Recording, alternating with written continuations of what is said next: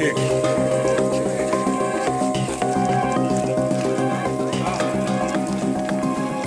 कल हमारे पास मंत्री जी का भी फ़ोन आया था।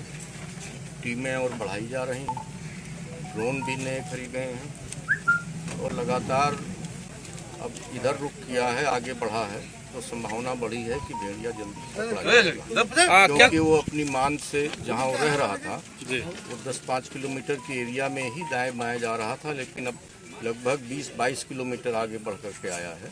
तो उम्मीद है, मार्क भी उसके मिले हैं और वहाँ पर टीम भी तैनात है जो इसमें ड्रोन से सर्च कर रही है। बधावन साहब भी वहीं पे हैं, वहीं और अन्य भी डीएफओ भी हैं। उम्मीद है कि पकड़ा जाएगा। माननीय योगी आदित्यनाथ जी भी इसकी समीक्षा कर रहे हैं, उन्होंने कड़े निर्देश दिए हैं। और आपने देखा कि इसी केस से संबंधित 2 बार प्रमुख वन संरक्षक आदरणीय रेणु सिंह जी आ चुकी हैं। अब आप समझिए कि कितनी गंभीरता से ले रही हैं। घटना घटी है, वैसे डीएमएसपी आई हैं, सारे अधिकारी आए हैं, रात में ही डीएफओ आ गए हैं, सर्च किया है, एसओ साहब आ गए हैं और कम से कम हमारे ख्याल से 150 से ऊपर की संख्या वन विभाग की, चाहे श्रावस्ती की हो, चाहे गोंडा की हो, चाहे बहराइच की हो, चाहे बधावन साहब नेतृत्व कर रहे हों, सब लोग लगे हुए हैं।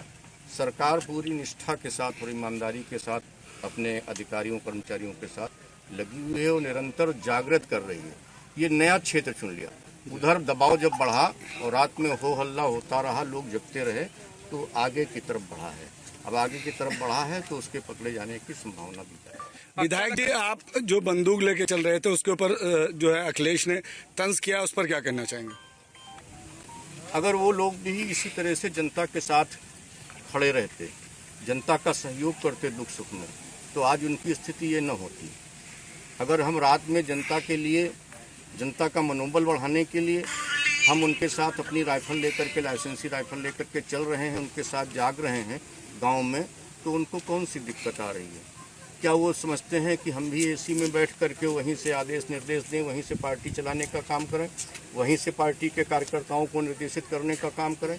यदि मैं नहीं घूमूंगा तो हमारे कार्यकर्ता क्यों घूमेंगे, हमारे सहयोगी क्यों घूमेंगे, अधिकारी और कर्मचारी इतनी तन्मयता से कैसे लगेंगे?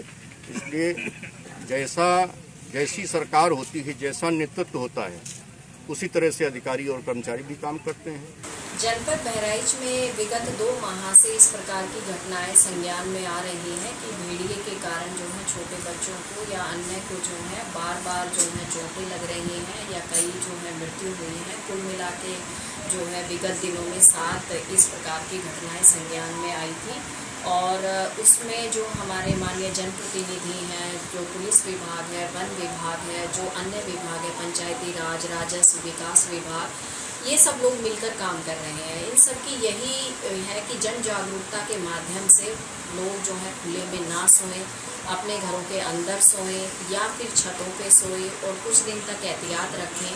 वन विभाग भी लगातार प्रयास कर रहा है, उसमें टीम में सफलता भी मिली है और इसके साथ साथ जो बाकी बचे हैं उन पे भी ड्रोन से निगरानी की जा रही है और लगातार उसकी ट्रैकिंग की जा रही है।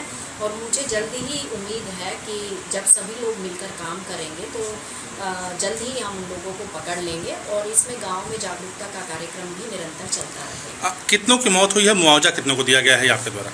मुआवजा जो है जितने भी प्रमाणित हो गए थे उन सबको हम लोगों ने दे चुके हैं। 4 लोगों को दिया जा चुका है और बाकी जो है 2 में अभी कुछ अलग से रिपोर्ट आनी बाकी है। तो जब वो रिपोर्ट आ जाएंगी तो उसके बाद भी उनको दे दिया जाएगा। और इसमें जो शासन है बहुत संवेदनशील है। लगातार पीएम की रिपोर्ट आने के तुरंत बाद जो है वो उनको मुआवजा दे दिया जाता है और हम लोग पूरी तरीके से प्रतिबद्ध हैं कि हम कोई भी जो है धनहानि जनहानि किसी की नहीं होगी। कितना मुआवजा दिया गया था? इसमें 5 लाख रुपए की धनराशि दी।